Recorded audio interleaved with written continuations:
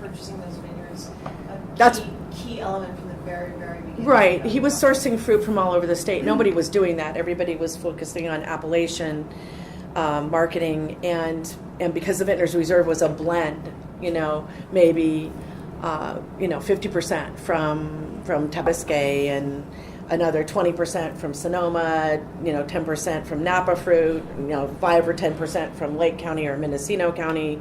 He was, and Monterey was a percentage in there too. So it was kind of all divided up, and we ended up finding and having the opportunity because of his fantastic real estate background. And he and Barbara and Don were all very savvy that way in making a lot of those purchases. They were able to negotiate real estate deals, really amazing deals that we were able to get with this amazing fruit that we were able to secure as part of our foundation of the Vintners Reserve Cuvée. So we ended up with probably most of his time, I'd say, if he divided his time 50-50 with the law practice, which is probably an exaggeration on the law side, maybe 20% of his time that he focused on, the 50% of the time on the wine business, 20% was with acquisitions and investigating and negotiating either, contracts for grapes or outright purchase of property for grapes in the early 80s to the mid 80s and into the future. So we ended up with these sales and marketing trips where we would be promised in so many locations at one time, and it always required either a winemaker or a proprietor or owner. So as a family member, I was sent out on the marketing side and in public relations and sales as well. I would attend distributor meetings. I would be promoting our brand through distributor. I'd be attending sales events, walk-on events where I'd go to restaurants or retailers. I'd make account calls with, in Texas, Florida, New York, Massachusetts, California, North and South. Northern California was probably the hardest sell because everybody's in, Napa and in San Francisco's backyard, but it was very exciting times and very challenging times, but really rewarding times. I just wanted to mention, one of the earliest kind of tastings I can remember was probably in '83 or something, one of the ones I happened to go out with Jenny, and it was in Boston, and it was a Wine Spectator event. Oh, that's right. They were putting on that's there. Right. And so it may have been a little later. I can't remember when Marvin started, with the Wine Spectator. No, it was 84, maybe. 83 or 84. And Don and Jane, my mom, and I were hosting our table at Kendall Jackson. This is back before we had any other brands or anything like that. And Marvin came up and introduced himself to my mom, but before he did, he said, "Do you know who I am?"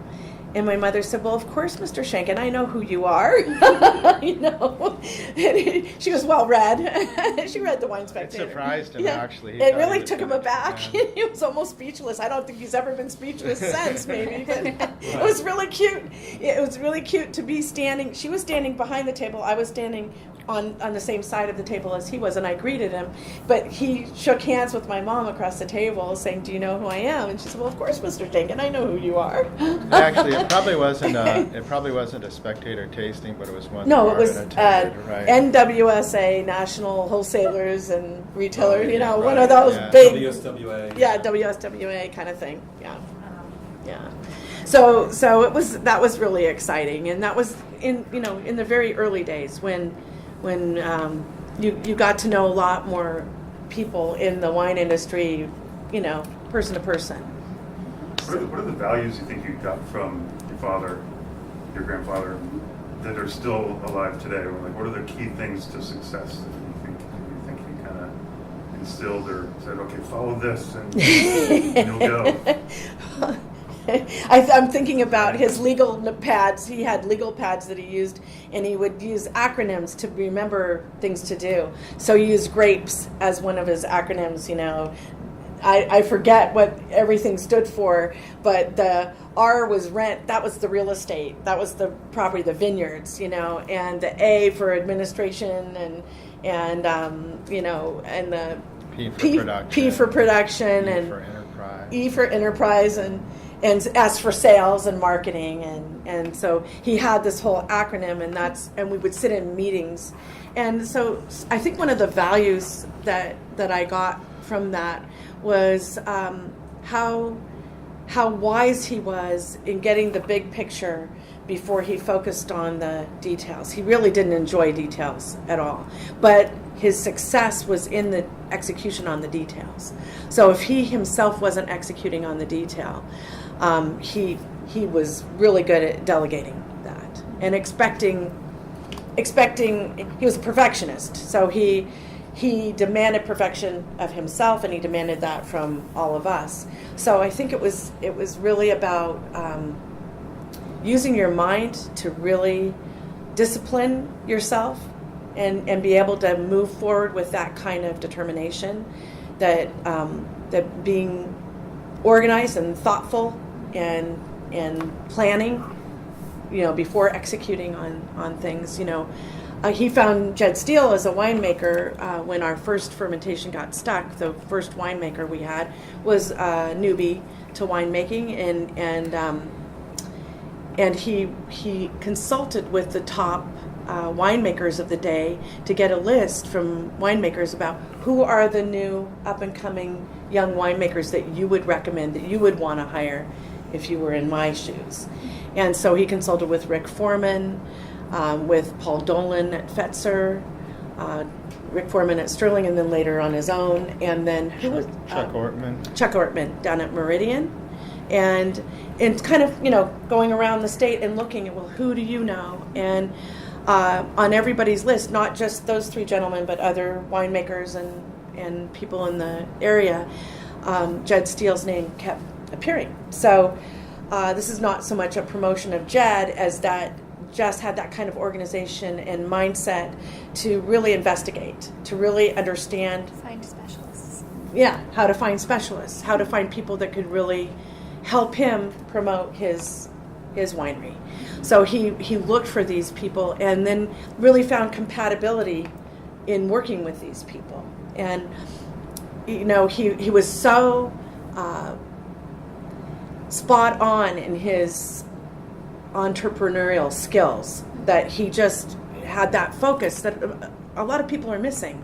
They don't have that insight and intuition to know how to move.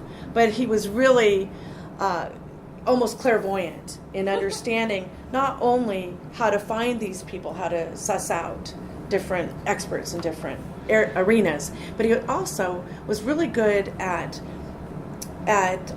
perceiving what we kind of call in our family a populist notion of winemaking, at least with Kendall Jackson. What was the consumer going to really enjoy about our wines? It wasn't going to be a super heavy, dry, or heavily oaked style. It's going to be a fruit-forward style, but balance in oak and other nuances in the showcasing the vineyards. Showcasing the vineyards in the blend, that he was doing, and then later being able to showcase the vineyards individually with our upper tier wines. I mean, that's where Cardinal came from. It was our label with Kendall Jackson for our top tier Cabernet or Bordeaux blend, but it was its own standalone, brand in the future, and things like that. Camelot was another that was from the Monterey area vineyards that we were able to acquire, first leasing and then buying. And so Camelot is one of those brands, and Carmel Road, that sort of thing. Yeah, getting to the question about values, I think Jenny said this, but I think attention to detail, she described kind of all of that, what he did with his yellow pads and all, but also was the hard work that I talked about before, That's what I was too. going to say, too. Yeah. It's And like- you wouldn't meet anybody more hardworking than Jess, except for Barbara and Dawn, who carry on that legacy as well. Nobody can believe that Dawn's still in the office pretty much 7 days a week when he's in town. and he's in there when other people come in to pick up something they forgot over the weekend, and he's in there. He You know, is. I'm always embarrassed when I go there. I'm like, oh gosh, I'm in my like workout clothes.